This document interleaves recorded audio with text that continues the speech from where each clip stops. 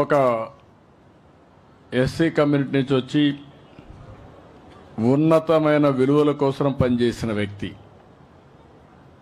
నేను సీఎంగా ఉన్నప్పుడు ఆయన ఇన్ఫ్రాస్ట్రక్చర్ డెవలప్మెంట్ కార్పొరేషన్ ఎండీగా పెడితే హైదరాబాద్ చూశాడు. ఏ విధంగా నేను ఒక ఆలోచన ఇస్తే ఆ ఆలోచనని ఎట్లా ముందుకు తీసుకుపోవాలో తీసుకెళ్లారు. చాలా అరుదుగా దొరుకుతారు మంచి వ్యక్తులుగా ఉండి చెప్పిన పని కరెక్ట్గా చేయడం, స్ఫూర్తిదాయకంగా చేయడం, ప్రజల్లో మంచి పేరు ఉండడం, ఇవి చాలా తక్కువ మందికి ఉంటాయి. అతి తక్కువ మందిలో ఒక పెద్ద మనిషిగా అందరికీ మంచివాడుగా బ్రహ్మాండంగా పనిచేసిన వ్యక్తి కృష్ణప్రసాద్ గారు. ఆఫీసర్గా నేను ఆదరించాను 9 సంవత్సరాలు. తర్వాత నాకు 2019లో 24లో ఎంపీగా బాపట్లగా ఎవరిలో పెట్టాలి అని ఆలోచించినప్పుడు దానికి కూడా ఒక కారణం ఉంది. నేను రిజర్వేషన్లు మాదిగా మాలా అందరికీ ఏబిసిడి కేటగరైజేషన్ చేశాను. అది ఎప్పుడు చేశానంటే 96లో చేశాను, 97, 98 చేశాను.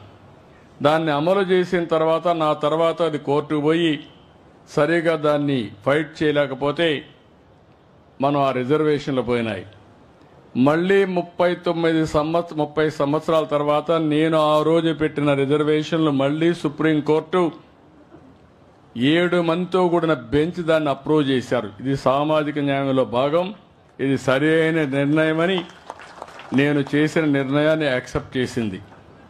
మళ్ళీ నేను ముఖ్యమంత్రిగా ఆ నిర్ణయాన్ని అమలు చేస్తున్నాను. ఇది దేశానికే ఆదర్శమైంది. అలాంటప్పుడు నేను ఆలోచించింది, సామాజిక న్యాయంలో భాగంగా ఎవరిని పెడితే బాగుంటుందని ఇక్కడ ఆలోచించి కృష్ణప్రసాద్ గారిని ఎంపీగా ఎంపిక చేస్తే, ఎందుకంటే ఆయన మంచితనం నేను ఆ రోజు చూశాను. ఎవరు మీకు బాగా ఉపయోగపడతారనుకున్నప్పుడు ఆయన ఎంపిక చేశాను.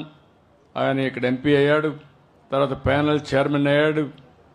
పార్లమెంట్లో కూడా చాలా గౌరవప్రదమైన స్థానంలో ఆయన ఉన్నాడంటే నేను గర్వపడుతున్నా. బాపట్ల ఎంపీ అంటే ఇట్టుండాలని ప్రజలు ఎల్లప్పుడూ గుర్తుపెట్టుకోవాల్సిందిగా నేను కోరుకుంటున్నా.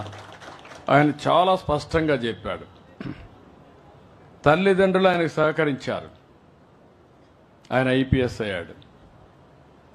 ఆయన సేవలు నేను గుర్తించాను. నేను ఆయన్ని ఎంపీగా ఎంపిక చేసుకున్నాను. నేను ఆయన గుర్తించకపోతే, ఆయన మంచివాడు కాకపోతే ఆయనకి ఇచ్చుండనేమో. ఆయన మంచివాడని నా నమ్మకం. అందుకే ఆయనకి చేయూతనిచ్చా. రిటైర్మెంట్ తర్వాత ఏ కొద్ది మందికో ఈ అవకాశం వస్తుంది. అలాంటి అరుదైన అవకాశాన్ని అందిపుచ్చుకున్న కృష్ణప్రసాద్ గారిని అభినందిస్తున్నా, కంగ్రాచులేషన్ తెలియజేస్తున్నా.